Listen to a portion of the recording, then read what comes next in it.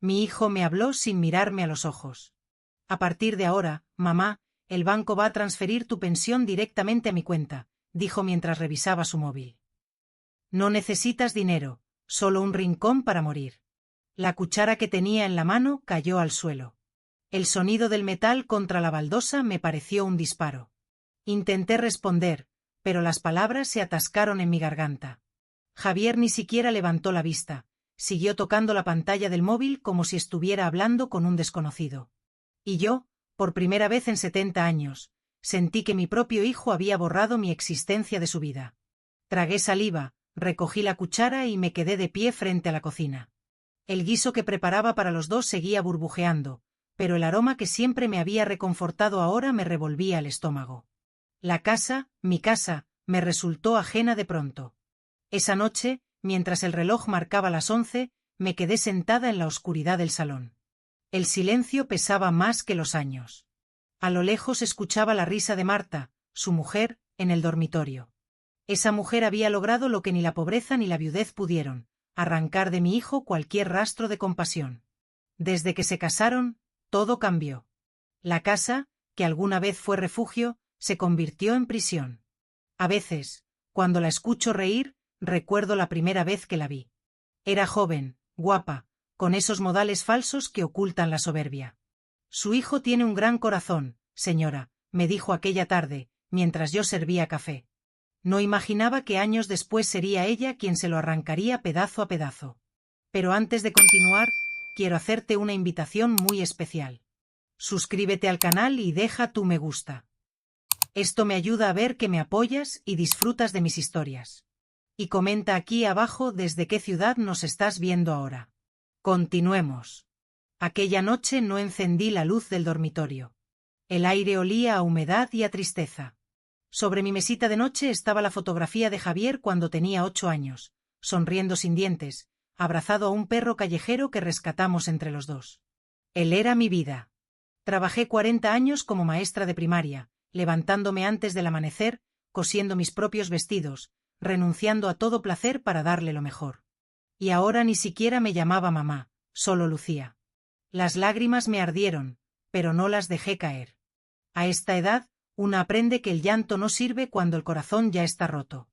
A la mañana siguiente, Marta me esperó en la cocina. Tenía una sonrisa tan falsa que dolía. Lucía, dijo mientras removía su café. No te lo tomes a mal. Javier solo quiere ayudarte. ¿Ayudarme quitándome mi dinero? Es por tu bien. A tu edad ya no necesitas tanto. Además el banco es complicado y tú ya no estás para esos trámites. Sus palabras eran dulces, pero cada una era un cuchillo. No te preocupes, querida, le respondí con calma. No me ofendo. Ella sonrió creyendo que me había domado. No sabía que detrás de esa calma había algo nuevo, una determinación que ni ella ni mi hijo conocían. Durante el día fingí normalidad. Hice mi cama, barrí, cociné. Pero mientras fregaba los platos, una idea empezó a tomar forma en mi mente, pequeña, sutil, peligrosa.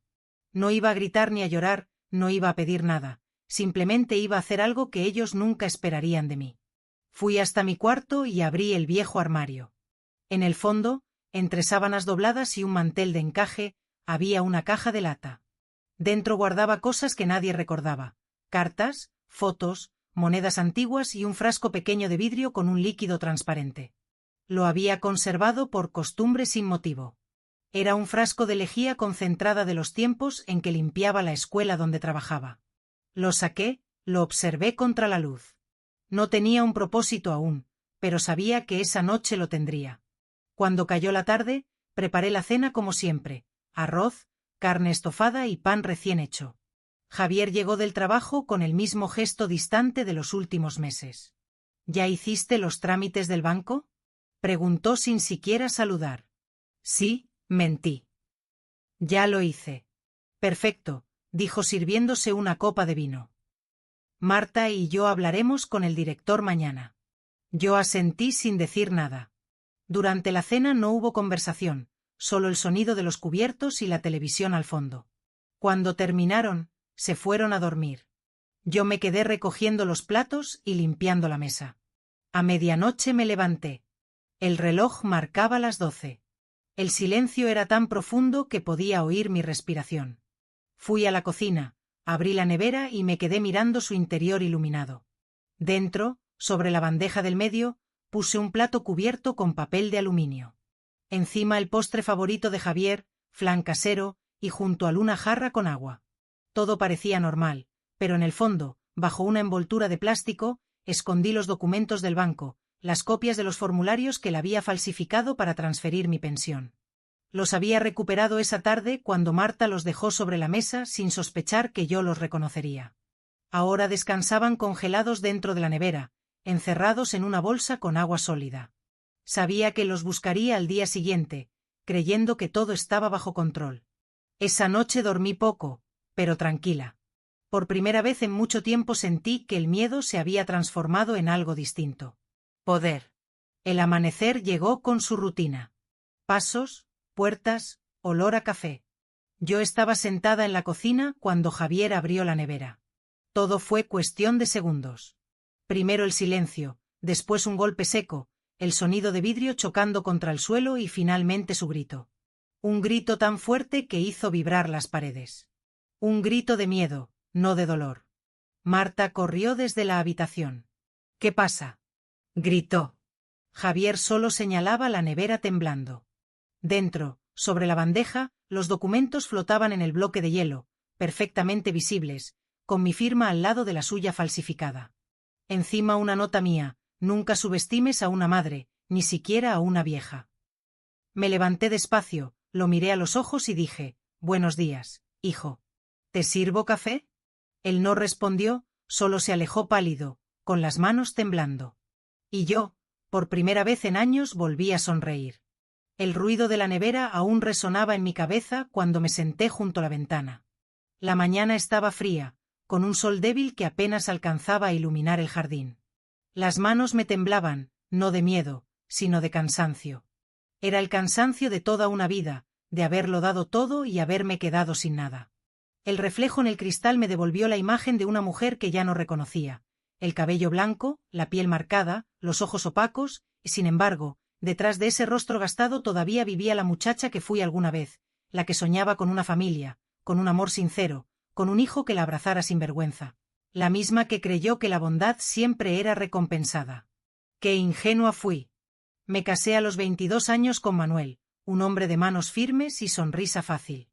No teníamos nada, solo una habitación alquilada y una radio vieja que siempre sonaba con interferencias. Pero éramos felices. Cuando Javier nació, Manuel lloró. Nunca lo olvidaré. Sus lágrimas caían sobre el cuerpo del bebé como una promesa. Prometió protegernos, cuidarnos, amarnos y cumplió hasta el último día de su vida. Murió joven, demasiado joven, un accidente en la obra donde trabajaba. Yo tenía 36 años y Javier apenas 10. Ese día el mundo se partió en dos, el antes y el después. El antes olía a pan recién hecho, a domingos en el parque, a risas compartidas. El después olía a tristeza, a factura vencida, a sudor y a lágrimas escondidas en la almohada. Trabajé sin descanso, mañanas en la escuela. Tardes cosiendo ropa ajena, noches dando clases particulares. Javier era mi motivo. Cada vez que lo veía dormir sentía que valía la pena. Decía que algún día me compraría una casa con jardín para que no vivas en el ruido del mundo, mamá. Y yo le creí. Fui madre y padre, maestra y enfermera, guía y sombra. No hubo cumpleaños sin tarta, ni invierno sin abrigo. A veces me privaba de comer para que él tuviera leche y pan. Recuerdo una noche en que se me rompieron los zapatos y fui al trabajo descalza hasta la puerta de la escuela para no ensuciar los suelos de la directora. Ella nunca lo supo, nadie lo supo. Pero mi hijo, mi pequeño Javier, sí lo vio y me abrazó con tanta fuerza que pensé que nunca se separaría de mí. No sé cuándo empezó a cambiar. Quizás fue cuando consiguió su primer trabajo. Ya no me miraba igual, ya no me pedía consejo. Y yo, tonta, pensaba que era parte de crecer, pero había algo más. Un orgullo que se le instaló en los ojos, un desprecio que no entendía. Dejó de besarme la frente, dejó de contarme sus cosas, comenzó a avergonzarse de mí. La primera vez que me dolió de verdad fue en su boda. Marta se veía espléndida. Eso no lo niego. Pero durante la ceremonia, cuando el sacerdote le pidió que agradeciera a sus padres, Javier solo miró a la madre de Marta. Ni una palabra para mí, ni una mirada, como si yo no existiera. Después, en el convite, me sentaron en una mesa al fondo, lejos de los invitados. Marta me abrazó al irse, fingiendo afecto, y me dijo al oído: prometo cuidar de él. Usted ya ha hecho suficiente. Aquellas palabras me atravesaron el alma. Ya ha hecho suficiente. Era su manera elegante de decir que sobraba. Y desde entonces así me trató, como un mueble viejo que ocupa espacio, como un recuerdo que estorba. Después de la boda vinieron los años de silencio. Javier apenas me llamaba. Cuando lo hacía era para pedirme dinero o para preguntarme si podía vender el terreno de su padre. Yo siempre decía que sí, porque pensaba que eso lo haría feliz. Y cada vez que le daba algo creía que estaba comprando su cariño de nuevo. Nunca aprendí que el amor no se compra ni se mendiga. Marta fue quien tuvo la idea de mudarse conmigo cuando vendieron su piso. Dijo que así me acompañarían en mi vejez. Yo, ingenua, acepté. Pensé que era una oportunidad para recomponer la relación, pero lo que hicieron fue instalarse aquí como dueños, cambiar mis muebles, tirar mis cosas, transformar mi casa en un campo de batalla donde mi voz no valía nada. El primer mes todavía cocinaba para los 3. Luego me prohibieron usar la cocina para no hacer desorden. A veces me daban un plato de comida fría en la habitación. Y cuando me quejé, Javier me dijo: no seas dramática, mamá. Ya no puedes andar moviéndote como antes. Como si la vejez fuera una enfermedad. Esa fue mi vida durante años. Silencio, resignación, obediencia, hasta esa mañana en que me quitó la pensión, hasta ese instante en que mi hijo me borró del mundo con una sola frase. Pero algo se quebró dentro de mí, algo que llevaba décadas durmiendo, y esa fractura se convirtió en fuego. Desde aquella noche de la nevera he sentido algo extraño, una calma nueva. Ya no lloro por lo que perdí, sino por lo que estoy a punto de recuperar. Mi dignidad. La vieja Lucía, la que mendigaba afecto, murió el mismo día en que mi hijo abrió la puerta del congelador. La que queda ahora es otra. Una mujer que aprendió que el amor no debe doler y que hay silencios más poderosos que cualquier grito. A veces me miro al espejo y me digo en voz baja: Lucía, nadie volverá a quitarte lo que es tuyo. Y lo digo sin temblar, con la voz firme. Porque si algo aprendí después de 70 años, es que no hay peor traición que la de un hijo que olvida a la madre que lo enseñó a amar. Y esa lección pienso devolvérsela pronto. Después de lo de la nevera, la casa se volvió un campo minado. No había gritos, pero sí miradas que pesaban como piedras. Marta no me hablaba. Cuando lo hacía era solo para dar órdenes. Javier fingía calma, pero cada gesto suyo era una amenaza. Podía sentir su rabia hervir bajo la piel, una rabia muda, fría. Una tarde lo escuché hablando por teléfono en el jardín. No, no pasa nada, decía. Solo fue un susto. Ya está vieja, pierde la cabeza. Me quedé quieta detrás de la puerta, oyendo como mi propio hijo justificaba mi cordura ante alguien. Ya está vieja, pierde la cabeza. 4 palabras que borraban toda mi historia. Mis años de trabajo, mis recuerdos. 4 palabras que lo convertían en extraño. Esa misma noche me quitaron las llaves de la casa. Marta se acercó con su tono dulce de siempre y dijo: Lucía, es mejor así. Últimamente te distraes y dejas la puerta abierta. No queremos accidentes. Accidentes. Así le llamaban ahora a mi libertad. A partir de entonces, mis días se hicieron lentos. Desayunaba sola con pan duro y café recalentado. Ellos comían en el salón, riendo, planeando viajes, hablando de cosas que ya no incluían mi nombre. A veces los oía desde mi cuarto. Sus voces eran como ecos de una vida ajena. Pasaba las horas mirando por la ventana. Desde allí podía ver el limonero que Manuel y yo plantamos cuando nació Javier. Ese árbol ha resistido tormentas, sequías, podas brutales y todavía da fruto. Cada vez que lo veía me decía a mí misma: si el árbol sigue de pie, yo también puedo hacerlo. Una tarde escuché que alguien golpeaba suavemente la reja. Era Elvira, mi vecina de toda la vida. Tenía mi edad, el cabello corto y las manos agrietadas por los años de enfermera. La misma mujer que me ayudó cuando nació Javier, cuando Manuel murió, cuando la vida dolía demasiado. Lucía, susurró, hace días que no te veo. ¿Estás bien? No puedo hablar mucho, le dije mirando hacia atrás. Me quitaron las llaves. Ella me observó en silencio, comprendiendo más de lo que yo decía. Te dejaré algo en el buzón, murmuró. Revisa esta noche. Cuando cayó la noche y todo estuvo en calma, fui hasta la puerta. Dentro del buzón había una bolsita de tela. Adentro, un pequeño móvil viejo, de esos con linterna y un papelito que decía por si necesitas ayuda. Me llevé el teléfono al pecho temblando. No recordaba la última vez que alguien había hecho algo tan simple y tan humano por mí. Los días siguientes fingí obediencia. Respondía con una sonrisa a todo. Sí, Marta, tomaré mis pastillas. Sí, Javier, ya apagué la vitrocerámica. Me dejé arrastrar por su falsa compasión hasta que bajaron la guardia. La debilidad era mi disfraz y detrás de él mi mente trabajaba sin descanso. Empecé a usar el móvil de Elvira solo por las noches. Nos comunicábamos con mensajes breves. ¿Estás bien?, escribía ella. Sí, todo bajo control, respondía yo. Hasta que una noche le pedí algo que me costó escribir. Necesito un favor, Elvira, algo importante. Ella tardó en responder, pero lo hizo. Lo que sea, amiga, solo dime.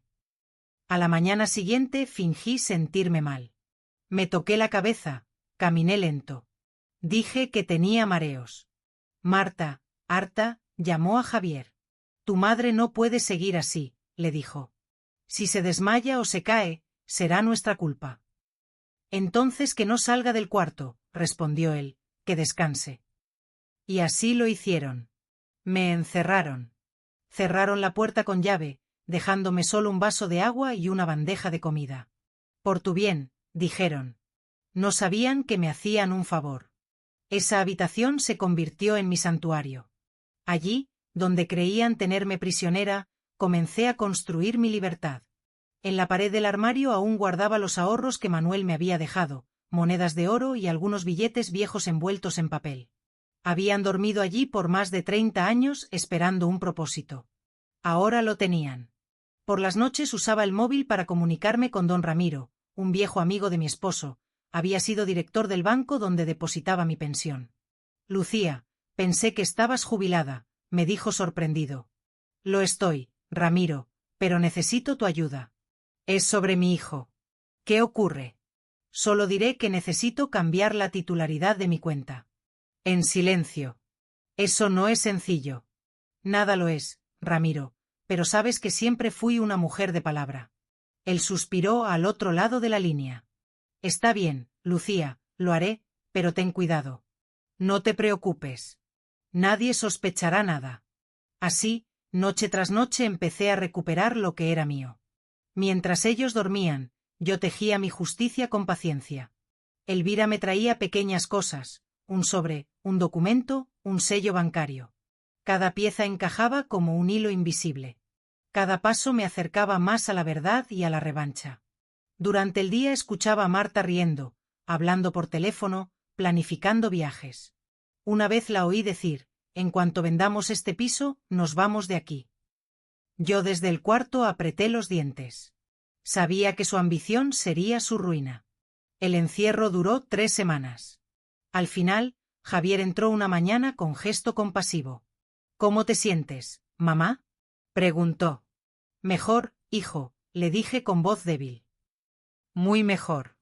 Me miró con una mezcla de alivio y lástima. Eso es bueno. Marta dice que tal vez podrías ir a un hogar de ancianos. Si es lo mejor para vosotros, claro que sí, respondí bajando la mirada. Vi cómo su sonrisa se ensanchaba. Creía haber ganado y yo supe que estaba a punto de devolvérselo todo con intereses. Esa noche, mientras el viento golpeaba las ventanas, abrí mi cuaderno y escribí. Me quitaron las llaves, pero no la razón. Me encerraron el cuerpo, pero no el alma. Y lo que un hijo roba por ambición, una madre puede recuperarlo con paciencia. Apagué la luz. Y por primera vez en mucho tiempo dormí tranquila. Sabía que muy pronto el encierro terminaría y que cuando esa puerta se abriera, no sería yo quien siguiera siendo prisionera. El silencio tiene un sonido que solo los viejos entendemos. No es ausencia de ruido, es presencia de algo que se está gestando. Esa semana la casa estaba demasiado callada. Ni gritos, ni risas, ni pasos. Marta y Javier hablaban en susurros. Cerraban puertas, se quedaban despiertos hasta tarde. Yo fingía dormir, pero mis oídos seguían despiertos, como los de una madre que presiente la tormenta antes de verla. Una noche los escuché. Mi habitación da al pasillo y la pared que nos separa es delgada como papel. Las voces me llegaban nítidas, aunque trataban de contenerlas. No podemos seguir esperando, Javier, decía Marta impaciente. Tu madre no va a durar mucho. Si seguimos con este juego, el dinero se va a esfumar. Tranquila, respondió él. En cuanto firme los papeles de venta, todo será nuestro. ¿Y si no quiere firmar? Lo hará. Confía en mí. Hubo un silencio breve, seguido de algo peor. Una carcajada. Eres igual a tu padre, dijo ella, siempre sabiendo cómo salirse con la suya. Mi padre era un imbécil, replicó Javier con una dureza que no le conocía. Por eso murió pobre. Y tú no vas a morir así, dijo ella, acercándose. Vas a hacer lo correcto, amor. Lo que se escuchó después no fueron palabras, sino besos. Y yo, en la oscuridad, apreté los puños tan fuerte que las uñas se me clavaron en las palmas. Mi hijo, mi propio hijo planeando vender mi casa, mi refugio, el último rincón donde Manuel y yo compartimos amor, todo, mientras dormía a metros de mí. Y todavía tenía el descaro de llamarme mamá. Al día siguiente me levanté temprano. Preparé café como si nada. Cuando Marta entró a la cocina, me sonrió con esa sonrisa vacía que usa para disimular su veneno. ¿Dormiste bien, Lucía? Sí, querida, respondí con calma. Soñé con mi esposo. Ah, qué lindo, dijo distraída revisando su móvil. Sí, me decía que pronto iba a tener visitas. ¿Visitas? Sí, gente del banco, creo. Levantó la cabeza. ¿Del banco? Soñar es gratis, ¿no? Le respondí sonriendo. Vi cómo tragaba saliva. Un leve temblor en su mano delataba su nerviosismo. Supe que empezaban a temerme. Esa misma tarde usé el móvil de Elvira para hacer una llamada. Ramiro, dije en voz baja. Necesito que prepares los papeles. ¿Ya estás segura? Más que nunca. Entonces mañana pasaré por la firma. Hazlo sin que mi hijo se entere. Por supuesto, Lucía. Y no te preocupes, todo quedará a tu nombre. Colgué con el corazón acelerado. No era miedo, era adrenalina. La misma que sentí cuando llevé a Javier al hospital por primera vez siendo niño, cuando Manuel tuvo fiebre y no había medicinas, cuando el mundo me empujaba y yo seguía de pie. Era la fuerza que solo se despierta cuando ya no hay nada más que perder. Por la noche volví a escuchar a la pareja hablando. Esta vez sus voces eran más agudas, nerviosas. ¿Y si el banco la cita sin avisar? Preguntó Marta. No pueden hacerlo sin mi autorización, respondió Javier. No confío en ella. Esa vieja no es tan tonta como parece. Ya está débil. Apenas camina. No tiene idea de lo que pasa. Reí en silencio. Si supieran lo rápido que aún pienso, se asustarían. Si supieran lo mucho que escucho, dejarían de hablar. A la mañana siguiente, cuando Javier se fue al trabajo, Marta se quedó en casa. Me llevó el desayuno al cuarto. Un gesto que habría sido amable en otro tiempo, pero que ahora olía a veneno disfrazado de compasión. Aquí tienes, Lucía, dijo. Tienes que alimentarte bien. Qué detalle el tuyo, hija, respondí usando la palabra hija como un arma. Ella sonrió apenas con fastidio. Dentro de unos días tendremos buenas noticias, anunció. Ah, sí. ¿Qué tipo de noticias? De esas que cambian la vida, contestó girando sobre sus tacones. Cuando se fue, me levanté y escondí el plato bajo la cama. No confiaba en lo que había dentro. El sabor de la comida era distinto, metálico. El instinto nunca me falló y esa vez no iba a empezar. Por la tarde, Elvira se acercó con un sobre. Aquí está todo, me dijo. Don Ramiro lo preparó. Lo abrí. El documento que transfería la casa a mi nombre con una cláusula especial. En caso de fallecimiento, pasaría a ser propiedad de una fundación para mujeres mayores sin hogar. No a mi hijo, no a su esposa, a otras como yo. Sentí las lágrimas correr por mis mejillas. Gracias, Elvira. No me des las gracias, dijo. Solo prométeme que serás cuidadosa. Siempre lo fui, respondí, pero ahora también seré peligrosa. Esa noche escribí una carta. La dejé sobre mi mesita bajo el retrato de Manuel. Si un día no despierto, no lloren por mí. No fui víctima, fui testigo de mi propia guerra y la gané sin disparar una sola bala. Luego guardé otra carta en el armario destinada a Javier. En ella le explicaba que ya sabía todo, que si algún día encontraba esa nota sería porque lo había perdido todo, exactamente como me perdió a mí. Cuando Javier regresó a casa, algo en su rostro había cambiado. Demasiada calma. Esa clase de calma que precede a la violencia. Mamá, dijo con voz suave, mañana vendrán del banco. Ah, sí. ¡Qué sorpresa! Solo necesitamos tu firma, nada más. Claro, hijo. Firmaré lo que quieras. Sus ojos se iluminaron, creyendo que por fin me había rendido. Me tomó de la mano, fingiendo ternura. Sabía que ibas a entender. Yo le devolví la sonrisa. Sí, hijo, lo entiendo todo. Cuando se fue a dormir, me quedé sola en la cocina mirando la penumbra. El sonido de la nevera llenaba el silencio como un recordatorio. Pensé en Manuel, en cómo él siempre decía, hay batallas que solo se ganan cuando el enemigo cree que ya venció. Esa frase me acompañó hasta el amanecer y cuando el sol empezó a colarse por la ventana, supe que había llegado el momento de poner mi plan en marcha. Antes de dormir recé en voz baja.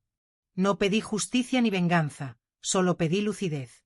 Porque en la vida a veces el castigo más grande no es la muerte, sino el remordimiento. Y esa sería mi herencia para mi hijo. El día amaneció con una calma que me dio miedo. El cielo estaba limpio, el aire quieto y la casa parecía contener la respiración. Javier había salido temprano al banco acompañado de Marta. Dejaron sobre la mesa una carpeta de documentos, la misma que, según ellos, pondría todo en orden. Me senté frente a esa carpeta durante horas sin tocarla.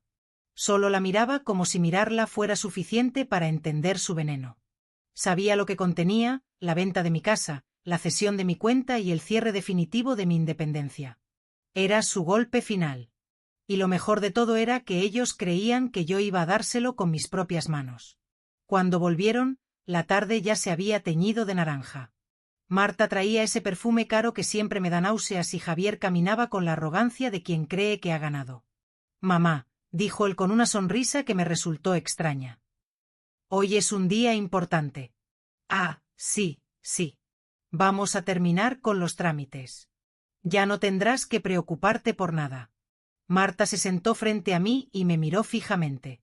Solo falta tu firma, dijo empujando la carpeta hacia mí. Aquí me temblaron las manos, pero no de miedo. Era la emoción de una actriz antes del acto final. Tomé el bolígrafo, abrí los papeles y fingí leer sin comprender. ¿Y esto es del banco? Pregunté con voz frágil. Sí, mamá, confía en mí, respondió Javier, mirándome como si fuera un niño dándome instrucciones. Claro que confío, hijo. Siempre lo hice. Y firmé 1, 2, 3 veces sin protestar. Marta sonrió satisfecha, creyendo que mi sumisión era auténtica. Así me gusta, Lucía, que cooperes. Cooperar.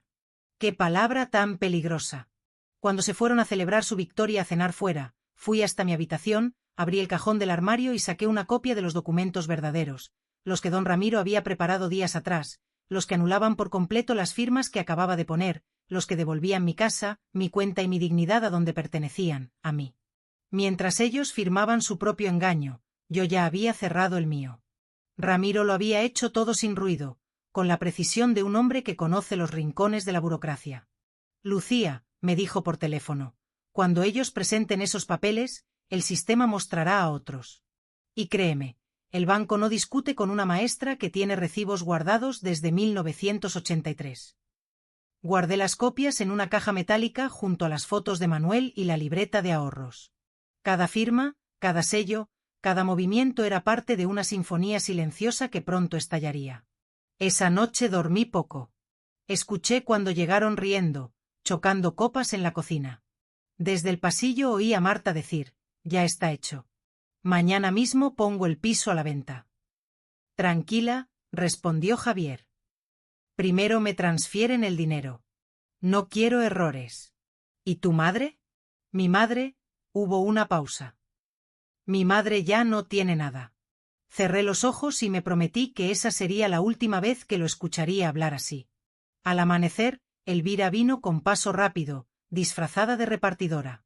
Llevaba una gorra y una bolsa de pan en la mano. «Aquí tienes lo que pediste», me dijo entrando en silencio.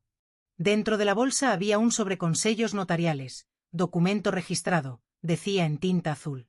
«¿Todo listo?», preguntó ella. «Todo». Nos abrazamos sin decir más.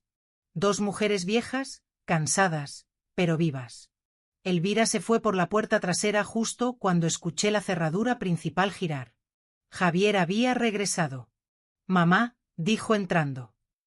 «Hoy vendrá el agente inmobiliario». «¿Para qué?» «Para tasar la casa». «Ah, qué bien.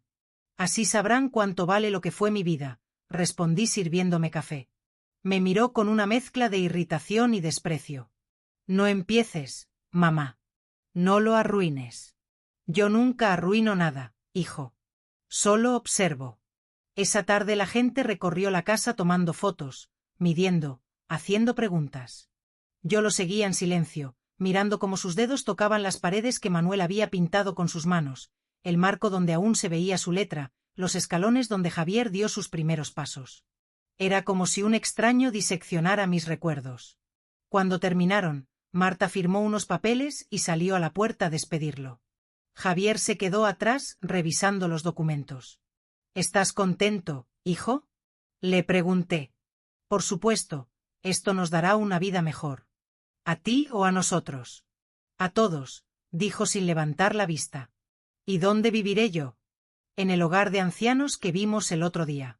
«Ah, claro, ese con rejas en las ventanas. Muy acogedor». Su silencio fue mi respuesta. Lo miré fijamente. No había amor en su rostro, solo una máscara de ambición y detrás de esa máscara una sombra que no reconocía. Cuando cayó la noche me encerré en mi cuarto, saqué una libreta y escribí una sola frase: «El poder no lo tiene quien manda, sino quien sabe esperar». Luego encendí la radio. Una canción vieja, la favorita de Manuel, llenó la habitación. Por un momento me sentí en paz, casi feliz, pero antes de dormir me prometí algo. Cuando todo terminara, cuando el teatro se derrumbara, no levantaría la voz, no haría falta. Mi silencio sería más fuerte que cualquier grito. Antes de continuar, dime aquí en los comentarios qué te está pareciendo esta historia hasta ahora y qué harías tú en su lugar. No te vayas del vídeo porque lo que viene a continuación te pondrá la piel de gallina. A la mañana siguiente, Javier recibió la llamada que lo cambiaría todo. «¿Cómo que los documentos no son válidos?», gritó. «Eso es imposible». Yo desde el pasillo fingí sorpresa. «¿Pasa algo, hijo?». Él me miró con una mezcla de furia y desconcierto. «El banco dice que las escrituras están a tu nombre y que no puedo hacer ningún trámite sin tu autorización». «Ah, qué raro. Tal vez hubo un error», dije sirviendo café. «¿Qué hiciste, mamá?». «Nada, hijo, solo firmé lo que me diste». «¿No era eso lo que querías?». Marta entró corriendo desesperada. Javier, el agente inmobiliario, llamó. Dijo que la venta se congeló. «¿Qué?». «El sistema dice que la propiedad está registrada como bien protegido por una fundación». El rostro de mi hijo se desfiguró. Las venas del cuello se le marcaron como ramas secas. Golpeó la mesa, tiró los papeles, gritó mi nombre. Yo solo lo observé en silencio, con el corazón en calma. La máscara ya cayó. Pensé esa tarde, mientras ellos discutían y el teléfono no dejaba de sonar, me senté junto a la ventana con mi taza de té caliente. El sol entraba por el cristal, tibio, casi amable. Y por primera vez en años sentí que esa casa me pertenecía otra vez. La mañana siguiente empezó con gritos, gritos que se mezclaban con el sonido del teléfono, el portazo de las habitaciones y los pasos furiosos de Javier atravesando la casa como un animal herido. Yo estaba en la cocina removiendo lentamente mi café cuando lo vi entrar con los ojos desorbitados. —¿Qué hiciste, mamá? —vociferó. —¿Qué demonios hiciste? —¿Qué ocurre, hijo? No te hagas la inocente. El banco bloqueó mis cuentas. No puedo acceder al dinero. Levanté la vista. Tranquila. Qué raro, Javier. Quizás el banco sospechó algo. Tú los llamaste. Tú moviste los papeles. Yo no sé nada de esas cosas, hijo. Ya te dije que estoy vieja y no entiendo de trámites. Sus manos temblaban. Estaba rojo fuera de sí. Marta entró detrás de él con el rostro pálido y los labios tensos. Nos están investigando, dijo casi en un susurro. ¿Qué? Pregunté fingiendo sorpresa. El banco reportó movimientos irregulares y hay una denuncia por falsificación de firmas. Javier la miró como si fuera a matarla. Te dije que borraras todo. Te dije que lo hicieras bien. No me culpes. Fue ella. Esa vieja lo planeó todo. Me reí bajito. No pude evitarlo. Una risa seca que me salió desde el fondo del alma como un eco de años reprimidos. Claro que lo planeé, les dije mirándolos a ambos. ¿Qué esperaban? ¿Qué dijiste? Preguntó Javier, incrédulo. Dije que lo planeé. Desde el día en que me quitaste las llaves. El silencio fue absoluto. Ni siquiera el reloj de la pared se atrevió a sonar. Marta fue la primera en reaccionar. No puede ser, murmuró. No tenías cómo hacerlo. Oh, querida, le respondí con calma. Cuando una mujer pasa 70 años resolviendo sola la vida, aprende a hacer muchas cosas. Javier dio un paso al frente. Nos arruinaste. Nos dejaste sin nada. No, yo no los arruiné. Ustedes lo hicieron solitos. Tú no entiendes. Era por tu bien. ¿Mi bien? Reí otra vez más fuerte. Mi bien no está en el dinero, hijo. Está en no tener que mirar a mi hijo y sentir vergüenza. Sus ojos se llenaron de ira. Por un instante creí que iba a golpearme. Marta lo tomó del brazo, nerviosa. No te atrevas, Javier. Cállate, le gritó él, empujándola. Ella cayó al suelo golpeándose el hombro. Yo me levanté despacio, sin perder la calma. ¿Ves, hijo? Dije. Eso es lo que hiciste con tu vida, convertirte en lo mismo que juraste no ser. Un hombre violento, ciego por la ambición. Marta se levantó llorando. No me mires así, vieja bruja. Tú arruinaste todo. No, Marta, solo te quité lo que no era tuyo. Vas a pagar por esto, gritó y corrió hacia el teléfono. Llamaré a la policía. Excelente idea, respondí. Diles que revisen los documentos que tú falsificaste. Su mano se congeló en el aire. Javier la miró confundido. ¿Qué dice Marta? Ella guardó silencio. Yo di un paso más. Sí, Javier, fuiste ingenuo. Ella fue quien firmó en tu nombre los primeros papeles. Fue quien te empujó a usar mi cuenta.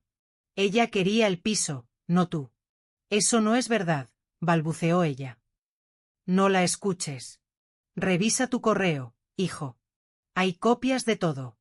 Él me miró sin saber si creerme o no, pero su duda fue suficiente.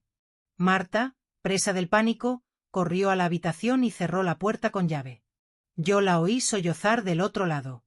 Era el sonido más dulce que había escuchado en años. Javier se dejó caer en una silla. Tenía la mirada perdida. Por primera vez en mucho tiempo lo vi vulnerable, no como el hombre soberbio que me humilló, sino como el niño que una vez lloró entre mis brazos. ¿Por qué lo hiciste, mamá? Dijo en voz baja. Porque ustedes me dejaron sin nada. Yo solo quería ayudarte. No querías. Querías adueñarte de lo que construí con mi vida. Y eso no es ayuda, hijo, es robo. Sus lágrimas comenzaron a caer. Y aunque me dolió verlo así, no me acerqué. No, esta vez era su turno de entender lo que es estar solo. A las pocas horas la policía llegó. Vecinos curiosos, sirenas, preguntas. Marta intentó culparme, pero los documentos hablaban por sí solos. Las firmas falsas, las transferencias, las llamadas grabadas. Todo estaba allí perfectamente ordenado. Ellos habían cavado su propia tumba legal. Los agentes se llevaron a Marta primero. Ella gritaba, lloraba, maldecía. Javier intentó detenerlos, pero uno de los oficiales le dijo: «Usted también debe acompañarnos. Hay denuncias a su nombre». Él me miró antes de salir. Una mirada que no olvidaré.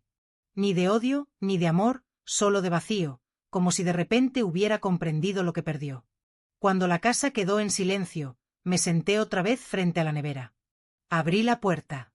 Dentro seguía el bloque de hielo que usé aquella noche, ya casi derretido, pero aún guardando en su interior un trozo de papel con las primeras pruebas que encontré. Lo saqué, lo puse sobre la mesa y lo observé derrumbarse lentamente, gota a gota. Era como ver cómo el pasado se derretía frente a mí. Tomé el teléfono y llamé a Elvira. «Ya está hecho», le dije. «¿Estás bien?» «Sí, más de lo que estuve en años». Ella guardó silencio y luego preguntó: «¿Y ahora qué harás?» «Vivir, Elvira, solo vivir». «Te lo mereces». Colgué y me quedé mirando por la ventana. El limonero seguía en pie. Flores nuevas, brotes frescos, el mismo árbol que plantamos cuando Javier nació. Me pareció un símbolo cruel y hermoso a la vez. La vida sigue, aunque las raíces estén heridas. Antes de irme a dormir, me miré en el espejo. Por primera vez en mucho tiempo me reconocí. No la mujer débil ni la madre olvidada, sino una mujer que sobrevivió a todo y que, sin derramar una gota de sangre, logró justicia. Escribí una última frase en mi cuaderno. Al final no grité para que me oyeran. Guardé silencio y ese silencio fue mi venganza. Apagué la luz y dormí profundamente. Como quien al fin puede cerrar los ojos sin miedo. Han pasado 3 semanas desde aquella mañana. 3 semanas desde que la policía se llevó a Javier y a Marta, desde que los gritos llenaron la casa y el vecindario entero se enteró de mi historia. Desde entonces la casa volvió a ser mía, pero no era la misma. El silencio que antes me dolía, ahora me protegía. Era mi escudo, mi paz, mi forma de respirar sin miedo. Cada día me levantaba temprano, preparaba mi café y abría las ventanas para dejar entrar el sol. Las cortinas volvían a moverse con libertad. Los cuadros, antes guardados, regresaron a sus lugares y el aroma de jazmín volvió a llenar los rincones. Era como si Manuel me acompañara de nuevo, caminando por los pasillos, sonriendo en cada rayo de luz. A veces me sentaba en el porche a mirar el limonero. El viento movía sus ramas con una dulzura que me hacía llorar. Llorar sin rabia, solo con alivio. Por primera vez en muchos años mi vida me pertenecía. Una tarde Elvira llegó con una expresión que no supe descifrar. Tenía los ojos húmedos y el paso lento. «Lucía», dijo dejando el bolso sobre la mesa. «Javier salió de la cárcel». «Sí», firmó un acuerdo con el juez. «Marta se declaró culpable». «Lo exoneraron parcialmente». Asentí sin emoción. No sentí odio ni alegría, solo un vacío sereno. «¿Sabes dónde está?», pregunté. «Dijeron que venía hacia aquí». Supe en ese instante que el destino no había terminado conmigo. Anochecía cuando escuché el golpe suave en la puerta. No fue un llamado arrogante ni impaciente. Fue tímido, casi temeroso. Abrí. Ahí estaba mi hijo más delgado, con el rostro marcado por la culpa y la vergüenza. Llevaba una mochila vieja al hombro y los ojos hundidos. «Mamá», susurró. No dije nada, solo me quedé mirándolo. Por un momento, vi al niño que alguna vez fue, al que se escondía detrás de mi falda cuando tenía miedo, al que dormía abrazado a mi brazo. Él bajó la cabeza. «No vengo a pedirte nada», dijo. «Solo quería verte». «¿Y eso qué cambia?», pregunté. «Nada», admitió, pero necesitaba hacerlo. Entró lentamente, miró alrededor como si la casa lo mirara de vuelta. Tocó el respaldo de una silla, el borde de la mesa, la cocina. «Todo está igual», dijo. «Sí, lo que cambia no siempre se ve». Se sentó frente a mí y durante un rato no hablamos. El silencio entre nosotros pesaba más que cualquier palabra. Al fin él lo rompió. «Tenías razón». «¿Sobre qué?». «Sobre Marta». «Sobre todo». «Ella». «Ella me usó». «Mamá». «No lo hizo sola». «Tú se lo permitiste». Él asintió tragando saliva. «Lo sé. Fui un cobarde». Quise tenerlo todo y perdí lo único que importaba. ¿Y qué era eso? Pregunté. Por primera vez en años mis ojos se llenaron de lágrimas, pero no por tristeza. Era el peso de escuchar lo que creí que jamás oiría. Javier se inclinó hacia mí y me tomó la mano. Su piel estaba fría. Perdóname, mamá. No puedo deshacer lo que hice. No, no puedes, le respondí. Pero puedes aprender a vivir con ello. Él me miró y en sus ojos vi algo que no había visto nunca. Sinceridad, la misma sinceridad que Manuel tenía cuando cometía un error y venía a disculparse. Por un instante sentí una chispa de ternura, pero duró poco. El daño seguía allí, profundo, irreparable. ¿Dónde vas a quedarte? Pregunté. No lo sé, respondió. Solo quería verte. Y ahora me iré. No quiero ser una carga para ti otra vez. Ya lo fuiste una vez, hijo. No lo vuelvas a hacer. Él bajó la cabeza. Lo sé, pero si algún día quieres verme, Javier, lo interrumpí. Un hijo puede perderlo todo, el dinero, el trabajo, incluso el amor.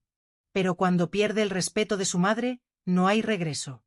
Él asintió conteniendo las lágrimas. Se levantó despacio y caminó hacia la puerta. Antes de salir se volvió. Gracias por seguir viva, susurró. No merecía que lo hicieras. Y se fue. Esa noche me quedé en el porche mirando las estrellas. El viento movía las ramas del árbol y en ese sonido encontré consuelo. Elvira vino más tarde con una manta sobre los hombros. ¿Te dijo algo? Sí, respondí sin mirarla, que me daba las gracias por seguir viva. ¿Y qué le dijiste? Nada. A veces el silencio es la única respuesta posible. Nos quedamos así, las dos en silencio hasta que ella murmuró. ¿Lo perdonaste, Lucía? Pensé durante un largo rato antes de responder. No lo sé, pero tampoco lo odio. Tal vez eso sea lo más parecido al perdón. Días después me llegó una carta sin remitente. Dentro una foto. Javier, sentado junto al limonero, debía haber sido tomada antes de irse. En el reverso, con su letra temblorosa, una sola frase: siempre fuiste más fuerte de lo que creí. Sonreí, no de felicidad, sino de comprensión, porque al final el amor de una madre no desaparece, solo se transforma. Ya no era la devoción ciega de antes, era una forma serena de decir, ya te solté. Esa noche escribí en mi cuaderno, la caída de un hijo no siempre se escucha. A veces solo se siente como el eco de un corazón que se quiebra, pero sigue latiendo. Cerré el cuaderno y lo guardé en el cajón junto a las fotos de Manuel. El pasado estaba completo, la herida cerrada. Y aunque no sabía si Javier volvería algún día, supe que yo ya no lo esperaría. El invierno llegó temprano aquel año. Las mañanas eran más frías, los amaneceres más grises y el aire traía ese silencio que solo las almas cansadas entienden. Pero por primera vez en mucho tiempo el frío no me dolía. Era un frío distinto, limpio, como si lavara lo que quedaba del pasado. Han pasado 6 meses desde la última vez que vi a Javier. No he vuelto a saber de él, ni lo espero. Y sin embargo, cada mañana cuando preparo café, miro hacia la ventana con la sensación de que sigue allí afuera, en algún lugar respirando el mismo aire que yo. No con rencor, solo con distancia. La distancia que se necesita para sanar. Después de todo lo ocurrido, decidí que no quería morir en silencio ni rodeada de recuerdos vacíos, así que abrí las puertas de mi casa, literalmente. Un día, Elvira me trajo a una mujer mayor que lloraba en la plaza. Su hijo la había echado de casa. Tenía los ojos llenos de vergüenza. La dejé pasar, le preparé té y sin pensarlo le dije, puedes quedarte aquí unos días. Después vino otra y luego otra. Y cuando quise darme cuenta, mi casa, aquella que mi hijo quiso vender, se había convertido en un refugio, un lugar para mujeres olvidadas, para las que la vida trató igual que a mí, con dureza, pero no con derrota. Cada noche las escucho reír, cocinar, cantar viejas canciones. La casa respira vida otra vez y en cada una de ellas veo un pedacito de mí. Hace poco vino un periodista local. Había escuchado sobre la Casa de las Valientes, como la llaman en el barrio. Me pidió que le contara mi historia. Rey. Le dije que no era una historia de venganza, era una historia de memoria. Le conté que un día mi hijo quiso quitarme todo, mi dinero, mi casa, mi voz y que sin saberlo me devolvió lo que nunca debí perder, mi dignidad. Él escuchó en silencio, tomó notas y antes de irse me preguntó, ¿lo perdonó, señora Lucía? Sonreí. Perdonar no siempre es abrazar, le dije. A veces perdonar es poder pronunciar su nombre sin que te tiemble el alma. Cada atardecer salgo al porche a ver el limonero. Sigue ahí firme con sus ramas cargadas de fruto. A veces una de las mujeres del refugio rosa me acompaña. Ella siempre dice, este árbol no se muere nunca, Lucía. No respondo, porque está acostumbrado a sobrevivir a las tormentas. Ella sonríe y me toma la mano y en ese gesto simple encuentro todo lo que necesito. Elvira partió hace un mes. Su salud se apagó despacio como una vela que ya dio toda su luz. Sus últimas palabras fueron para mí, no dejes que te olviden, Lucía, que sepan que una mujer mayor también puede cambiar su destino. Le prometí que así sería y he cumplido. Cada mujer que llega aquí escucha mi historia no como un relato triste, sino como una advertencia. El amor no debe doler ni siquiera cuando viene de un hijo. A veces en las noches más frías me despierto y creo escuchar pasos en el pasillo. Suelo pensar que es el viento, pero otras veces estoy segura de que es Javier, no entrando, no pidiendo nada, solo pasando en silencio para asegurarse de que estoy bien. Y aunque nunca abro la puerta, sonrío. Porque el amor entre una madre y un hijo, aunque esté roto, nunca desaparece del todo. Solo cambia de forma. Hoy cumplí 71 años. Las mujeres del refugio me prepararon una tarta, cantaron, me abrazaron y escribieron una frase en una cartulina. Gracias por devolvernos la esperanza, Lucía. No pedí más regalo que ese, porque en esas palabras estaba todo lo que había buscado, reconocimiento, cariño y paz. Por la noche, cuando todas dormían, me senté frente al fuego y abrí mi cuaderno una última vez. Las páginas estaban llenas de letras torcidas, tachaduras, lágrimas secas y escribí. No nací para ser mártir, sino para recordarles que la vida no se detiene con el dolor, se reinventa y que una madre puede perderlo todo, menos la fuerza de volver a levantarse. Apagué el fuego, me cubrí con una manta y me quedé mirando las llamas que aún chispeaban. El invierno seguía afuera, implacable, pero dentro de la casa el calor era humano, el calor de las que sobrevivimos. Cerré los ojos y susurré al aire, Manuel, ya puedes descansar. Tu casa está llena otra vez, no de dinero, de vida. Y así terminó mi historia, una historia que comenzó con una humillación y terminó con una victoria silenciosa. Cuéntame en los comentarios desde qué ciudad me estás escuchando. Si esta historia te conmovió, dale like y suscríbete al canal para seguir acompañando relatos de mujeres que, como yo, aprendieron que nunca es tarde para recuperar la voz.